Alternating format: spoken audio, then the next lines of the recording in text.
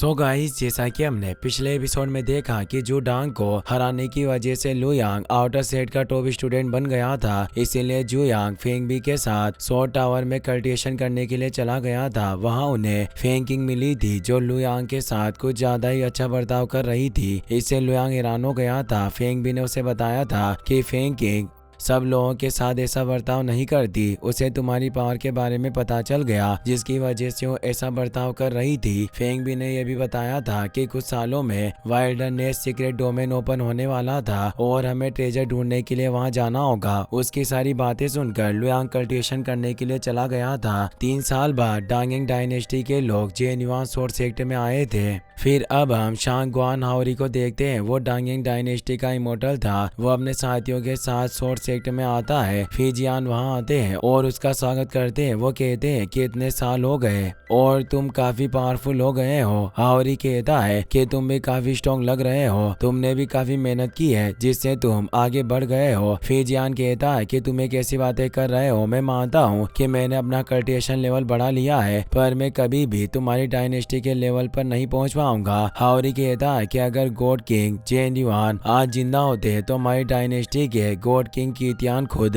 उनसे मिलने के लिए यहाँ आते। पर अफसोस की बात है कि स्वॉर्ड गॉड में कोई गॉड किंग नहीं है इसीलिए वो यहाँ नहीं आ सके। फिजियान कहते हैं कि हम ये सब बातें बाद में भी कर सकते हैं। अभी तुम सब बहुत दूर से आए हो इसीलिए कुछ वक्त आराम कर लो। हाओरी कहता है कि इसकी कोई जरूरत नहीं है। हम यहाँ आराम करने के लिए नहीं आए हैं। हम सिर्फ फ्रेंडली बेटस करने के लिए यहाँ आए हैं। हमने 3 पैलेस और 9 सेक्ट्स के टैलेंटेड स्टूडेंट्स के साथ बेटस कर ली है। अब सिर्फ तुम्हारा शॉर्ट सेक्ट बचा है। ये सब सुनकर फिजियान सोचते हैं कि अभी कुछ वक्त में सीक्रेट डोमेन ओपन होने वाला है और डांगिंग डायनेस्टी हमारी पावर का पता लगाने के लिए ये बेटल्स कर रही है ताकि सबकी पावर्स पता चलने के बाद ये लोग सीक्रेट डोमेन में से आसानी से ट्रेजर ले सकते हैं। फिजियान हाओरी से कहते हैं कि हम बेटल्स करने के लिए तैयार है पर मैं जानना चाहता हूँ कि दूसरे सेट्स और पैलेस के साथ तुम्हारी बेटल्स कैसी रही। गॉड किंग कीतियान का बेटा शांग गुआन किंग कहता है कि हमारी सारी बेटस बहुत ही अच्छी रही है पर हमें एक भी अपोनेंट नहीं मिला जो हमारा मुकाबला कर सके।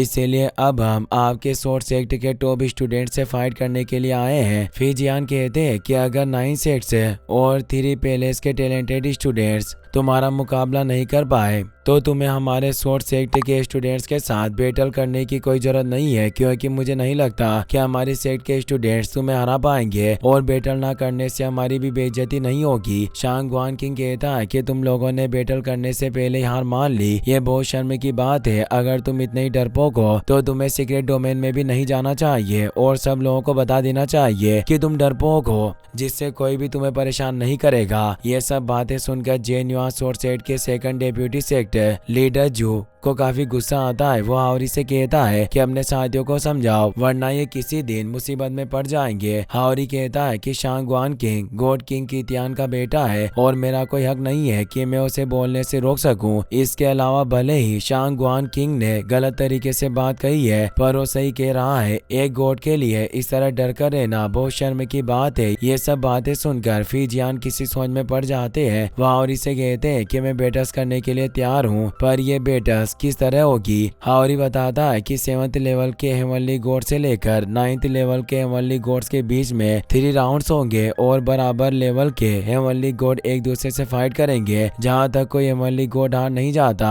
वहां तक ये बैटल्स खत्म नहीं होगी। लास्ट बैटल में जो स्टूडेंट जीत जाएगा वही इन बैटल्स का विनर होगा। शांग गुआन किंग कहता है कि 7th लेवल के हेवनली गॉड के लिए मैं तुम्हारे सेक्ट के स्टूडेंट को चैलेंज करता हूँ। इससे मास्टर जू को काफी गुस्सा आता है क्योंकि वो शांग गुआन किंग 6th लेवल का हेवनली गॉड होकर 7th लेवल के हेवनली गॉड को चैलेंज करने के लिए ये दिखाना चाहता है कि सोर्स सेट कमजोर है। मास्टर जू उस पर अटैक करने के लिए जाने लगते हैं लेकिन फिजियान उसे रोक लेते हैं क्योंकि इस वक्त सोर्स सेट में कोई गॉड किंग नहीं था। अगर वो डांगिंग डायनेस्टी को गुस्सा दिला देते हैं तो उनका सेक्ट बर्बाद हो सकता है। फिजियान शी चेंग से कहते हैं कि इनर सेक्ट के टॉप स्टूडेंट्स को इनके सेक्ट प्लाजा में इकट्ठा करो। हम सारी बैटल्स वहीं करेंगे। शी चेंग इनर स्टूडेंट को बुलाने के लिए चला जाता है। कुछ वक्त बाद सब लोग इनर सेक्ट प्लाजा पर आ जाते हैं। फिर जियान सबको बताते हैं कि शांगवान किंग डोंगिंग डायनेस्टी की तरफ से 7th लेवल के हेवनली गॉड को फाइट के लिए चैलेंज कर रहा है। इसीलिए जितने भी स्टूडेंट्स 7th लेवल पर है तुम सब इसका चैलेंज एक्सेप्ट कर सकते हो। ये बात सुनकर सारे स्टूडेंट्स चौंक जाते हैं। वो कहते हैं कि शांगवान किंग अपने आप को ज्यादा कमजोर समझ रहा है और 7th लेवल के हेवनली गॉड को फाइट के लिए चैलेंज दे रहा है। अगर किसी को गुस्सा आ गया तो इसे बहुत मारेगा। कोई भी स्टूडेंट फाइट का चैलेंज एक्सेप्ट नहीं करता। शांगवान किंग सारे स्टूडेंट्स से कहता है कि क्या तुम्हारे जेन्युइन सोर्ड सेक्ट के सारे मेंबर्स डरपोक हैं जो मुझसे फाइट करने में भी डर रहे हैं। मैं सिर्फ 6th लेवल का हेवनली गॉड हूँ पर फिर भी तुम मुझे फाइट के लिए चैलेंज नहीं कर रहे हो। ये सोर्ड सेक्ट के लिए काफी शर्म की बात है। ये सुनकर डोंगिंग डायनेस्टी के स्टूडेंट्स सोर्ड सेक्ट का मजाक उड़ाने लगते हैं और हंसने लगते हैं, जिससे सोर्ड सेक्ट के स्टूडेंट्स को काफी गुस्सा आता है। एक स्टूडेंट अरीना में आ जाता है। वो शांगवान किंग से कहता है कि मेरा नाम जियो दावरू है और मैं फाइट के लिए चैलेंज करने के लिए आया हूँ। दावरू को देखकर एक स्टूडेंट कहता है कि सीनियर दावरू 7th लेवल के टॉप स्टूडेंट्स में से एक है। मुझे नहीं लगता कि अब शांगवान किंग इस फाइट को जीत पाएगा। सीनियर दावरू उसे अच्छा सबक सिखाएंगे। शांगवान किंग कहता है कि तुम बहुत ब्रेव हो पर अफसोस की बात है कि तुम मुझसे फाइट करने जितने स्ट्रॉन्ग नहीं हो। आज मैं तुम्हें बताऊंगा कि तुम कितने कमजोर हो। दावरू उसकी बातों पर ध्यान नहीं देता। वो अपनी स्वॉर्ड को एक्टिवेट कर लेता है और अपनी डिसाइड टेक्निक से शांगवान किंग पर अटैक करता है। शांगवान किंग अपनी स्वॉर्ड का यूज भी नहीं करता और सिर्फ अपनी 2 उंगलियों से उसका अटैक रोक देता है, जिसकी वजह से दावरू पीछे हो जाता है। शांगवान किंग पावर से लगातार दावरू पर अटैक करता है, जिसकी वजह से उसे काफी दर्द होता है। शांगवान किंग उस पर एक पावरफुल अटैक कर देता है, जिससे दावरू अरीना से बाहर दूर जाकर गिरता है और बेहोश हो जाता है, जिससे सब हैरान हो जाते हैं। एक जूनियर स्टूडेंट वहां आकर दावरू को संभालता है। डोंगिंग डायनेस्टी के स्टूडेंट्स शांगवान किंग की पावर की तारीफ करने लगते हैं और उसके लिए चीयर करते हैं, जिससे शांगवान किंग खुश हो जाता है। तभी एक और स्टूडेंट अरीना में आ जाता है। वो कहता है कि मेरा नाम जाओ शाने है और मैं 7th लेवल के हेवनली गॉड हूँ। मैं तुम्हें फाइट के लिए चैलेंज देता हूँ। शांगवान किंग कहता है कि तुम्हारा नाम काफी अच्छा है पर अफसोस की बात है कि तुम भी मेरा मुकाबला नहीं कर सकते। मैं तुम्हें आसानी से हरा सकता हूँ। इससे शाने को काफी गुस्सा आता है। वो कहता है कि तुम बहुत ही ज्यादा घमंडी हो। शायद आज मुझे ही तुम्हें हराकर तुम्हारा एक घमंड खत्म करना होगा। ये कहकर शान ने अपनी स्वॉर्ड से शांगवान किंग पर अटैक कर देता है। शांगवान किंग अपने हाथ से उसे रोकने की कोशिश करता है, जिससे शाने को काफी तकलीफ होती है पर वो हार नहीं मानता तो अपनी पावर बढ़ाकर उस पर अटैक करता है, जिसकी वजह से शांगवान किंग दूर हो जाता है। वो कहता है कि तुमने मुझे हैरान कर दिया। मुझे नहीं लग रहा था कि तुम इतने स्ट्रॉन्ग होगे। आखिरकार मुझे एक अच्छा अपोनेंट मिल गया। अगर अभी भी तुम मेरा सामना करने के लायक नहीं हो, इसीलिए अब मुझे ये सब खेल यहीं बंद करना होगा। ये कहकर शांगवान किंग अपनी मल्टीपल स्वॉर्ड से उस पर अटैक करता है। शाने अपनी स्वॉर्ड फोर्स की मदद से उसके अटैक को रोकने की कोशिश करता है पर शांगवान किंग का अटैक बहुत पावरफुल था, जिसकी वजह से अरीना से बाहर जाकर गिरता है। फेंग भी उसे संभालती है और उसकी हालत देखकर वो घबरा जाती है। वो पूछती है कि आखिरकार ये कौन सी टेक्निक थी और ये इतनी अजीब क्यों लग रही थी, पर शाने को भी इसके बारे में कुछ पता नहीं था। फिर जियान कहते हैं कि मुझे भरोसा नहीं हो रहा कि शांगवान किंग ने डिस्ट्रक्शन जुआन जिन एनर्जी में महारत हासिल कर ली है। इसका मतलब अब डोंगिंग डायनेस्टी के पास एक और गॉड किंग होगा। ये सुनकर हावरी हंसने लगता है। वो कहता है कि शांगवान किंग सिर्फ गॉड किंग ही नहीं बनेगा, वो उससे भी आगे जाएगा, क्योंकि वो डिस्ट्रक्शन जुआन जिन एनर्जी बॉडी के साथ ही पैदा हुआ था, तो उसके लिए गॉड किंग बनना कोई बड़ी बात नहीं है। फिर जियान कहते हैं कि शांगवान किंग के पास ऐसे डिवाइन बॉडी है जिसकी मदद से वो अपने हाई लेवल के